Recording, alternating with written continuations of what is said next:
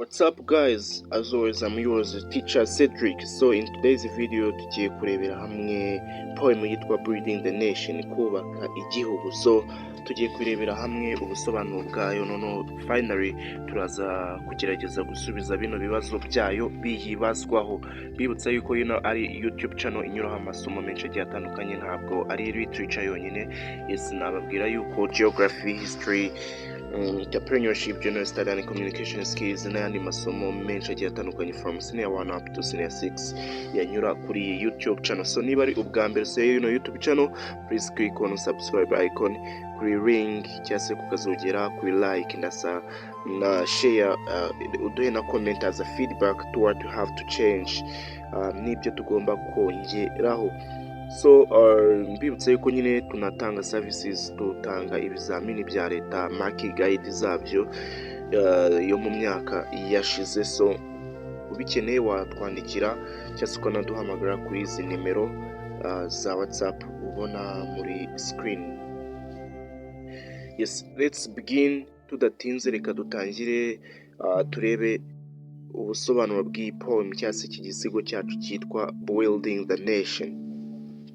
Building the nation, kubaka igihugu. Like today I did my share in building the nation. I drove the permanent secretary to an important urgent function. Uyu munsi nagize uruhare rwanjye mu kubaka igihugu. Atwaye umunyamabanga uhoraho ku murimo w'ingirakamaro. In fact, to a luncheon at the Vic. Mu by'ukuri naho dufatira ifunguro rya saa sita kwa Vicky. The menu reflected its importance. Urutonde rw'amafunguro yaho rwagaragazaga akamaro kawo. Cold bell beer with a small talk. Dufata byeri ikonje ariko tunaganiramwo gakeya. Then fried chicken with nice rice. Noneho dutumiza inkoko ikaranze kandi iryoshye cyane. Wine to fill the hollowness of the laughs. Dutumiza na vino yo kuziba inseko zacu. Ice cream to cover the stereotype jokes. Dufata ku biryoherera cyangwa se ice cream ngo byorose urwenya rwacu. Coffee to keep the PS awake on return journey.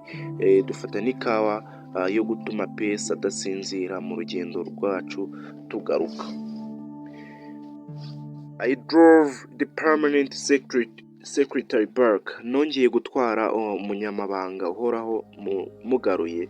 Uri kumva uyu muspeaker ni driver, yes, we ni umutwazi. He yawned many times in the back of the car. Secretary yagiye yayura inshuro nyinshi yicaye mu modoka inyuma mu modoka. Then to keep awake he suddenly asked, did you have any lunch, friend? Yes, noneho kugira ngo nyine ahora akangutse cyangwa se agwanye ibitotsi, yahise ambaza aravuga ati, hari ibyo kurya mufite inshuti yanjye? Hari ibyo kurya mwaba mufite inshuti yanjye?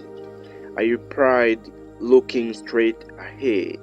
Namusubije nemye, and the secretary smiling at his belated concern. Ariko ndi kumuseka ariko mu buryo mwibanga rikomeye cyane kubw'ibyo yaransabye. That I had not was sliming. Ngo nahise musubiza ngo ntabyo kurya mfite ariko nari ndi kwikiza nkana. Like upon which he said with seriousness, kugeza ubwo yabivuze akomeje cyangwa se ari seriye. That amused more than annoyed me. Ibyo byo byaransekeje cyane gusumbya uko byandakaje.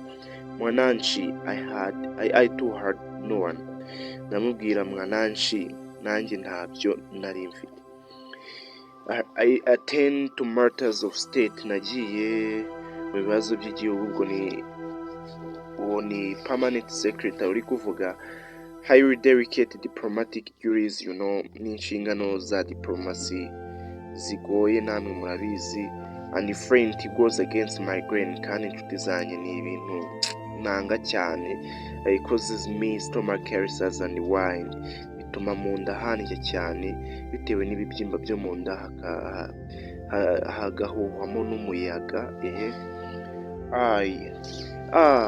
He continued yawning again. Maze aguma kwayura nanone. The pains we suffer in building the nation. Uburibwe tunyuramo turi kubaka igihugu. So the PS had ulcers too. No na PS nawe yafite ibibyimba. Nawe ubwo mu nda nyine hari hatangiye kumurya. My ulcers I think are equally painful. Ibibyimba byanjye biryana mu buryo bungana. Only they are caused by hunger, ariko biterwa gusa n'inzara.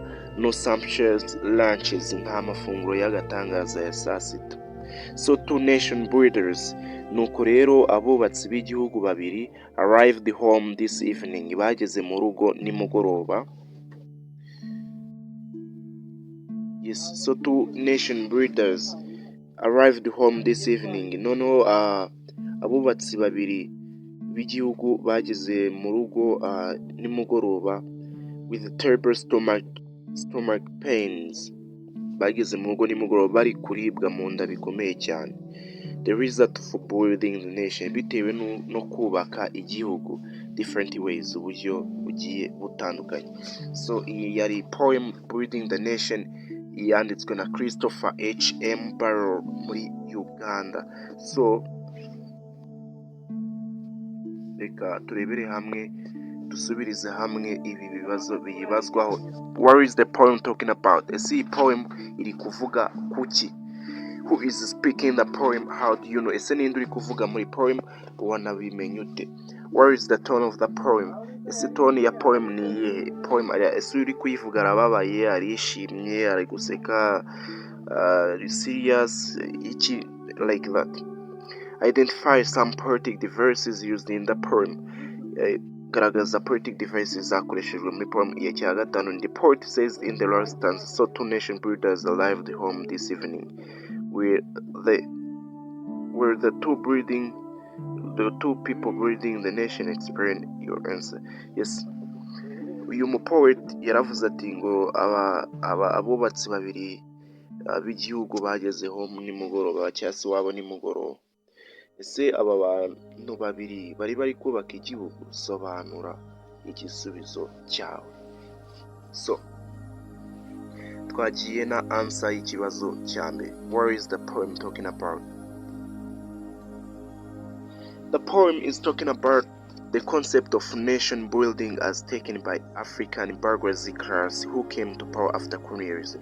Iki gisigo cyacu kiri kuvuga uburyo ki kubaka igihugu byafatwaga n'abayobozi b'abayobozi basigiwe ububasha nyuma y'ubukoloni. The poet shows that independence was just a change in color, but the readers adopted the very tenets of their predecessors. Uyu musizi wacu uragaragaza yuko kubona ubwigenge kwari uguhinduka kw'ibara, ubwo ibara ry'abazungu rihindutse iry'abirabura, n'ubundi abayobozi bagumye kugendera ku mico y'ababanjirije. Abayobozi basimbuye abakoloni banagumye kugendera ku mico ya gikoloni. Yes, nta cyahindutse usibye ibara. Yes.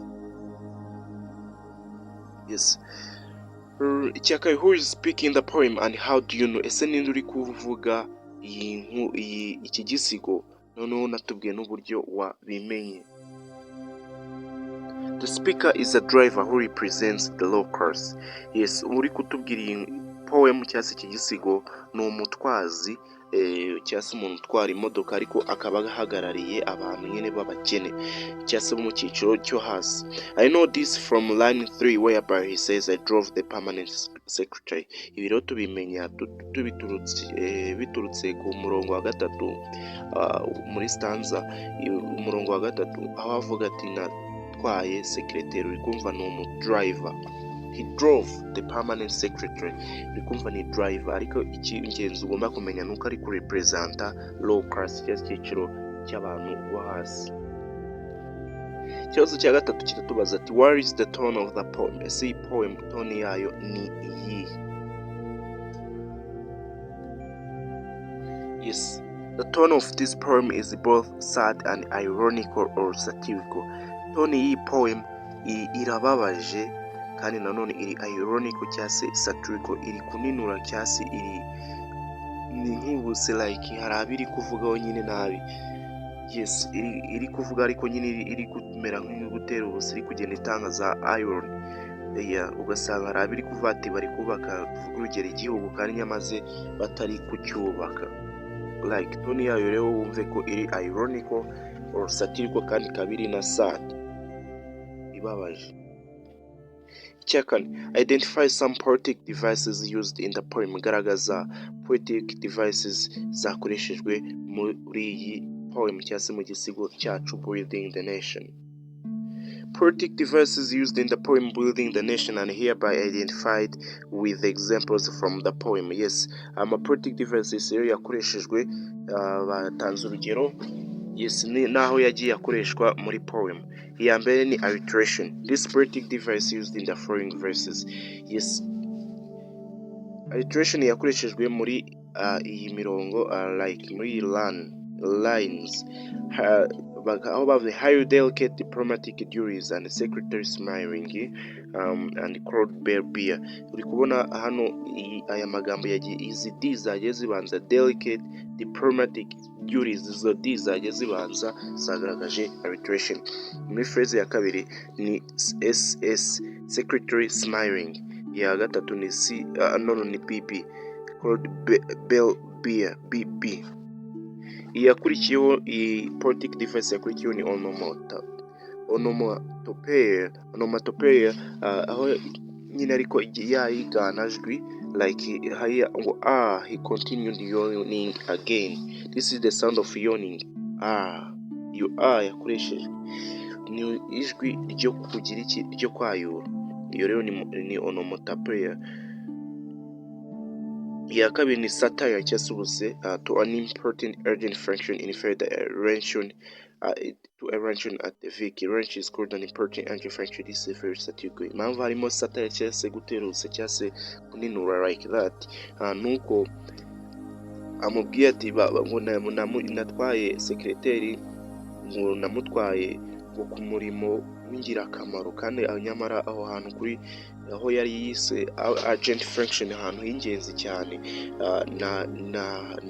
ni hari aho yari agiye gufatira ibyo kurya. Lunch niyo yise important urgent function. Ibyo rero biri very satirical cyane. Irony yo yakoreshejwe muri title ya poem Building the Nation, kubaka igihugu, is ironical because the guys in the poem, instead of building the nation, they build their stomach. Yes, nayo ni iron, bitewe nuko aba basore bari kuvugwaho muri iyi poem cyangwa se was permanent secretary, aho kubaka igihugu biyubakira ibifu byabo. Yes, icya gatatu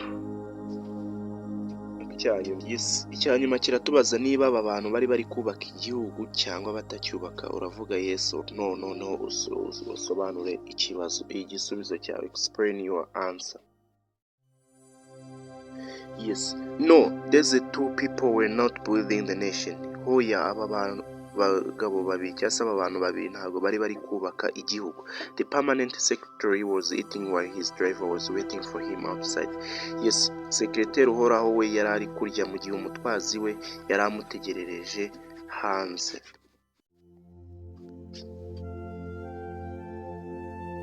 Icyanyuma ariko kimeze nk'icya gatanu, akaba ati se aba bantu babiri bari kubaka igihugu, bisobanure. Igisubizo kikavuga ati not really, ntabwo bari kucyubaka. The poet used this as a satire to criticize the idea that people always claim to build the nation but they end up building their stomach to satisfying themselves. Yes, ntabwo bari kubaka iki gihugu. Nuza uyu musizi rero yifashishije iyi satire kugira ngo criticize cyangwa se avuge amashyira kinyoma y'igitekerezo cy'uko abantu rimwe na rimwe bigira nkaho bari kubaka igihugu, ariko n'ubundi bikarangira bari kubaka ibifu byabo cyangwa se bari kwihaza aho kwita ku nshingano zabo nk'abanyagihugu. So this is the end of our lesson of today. I was yours, teacher Cedric. I hope that we'll be together in the next lesson. Thank you. I really love you guys.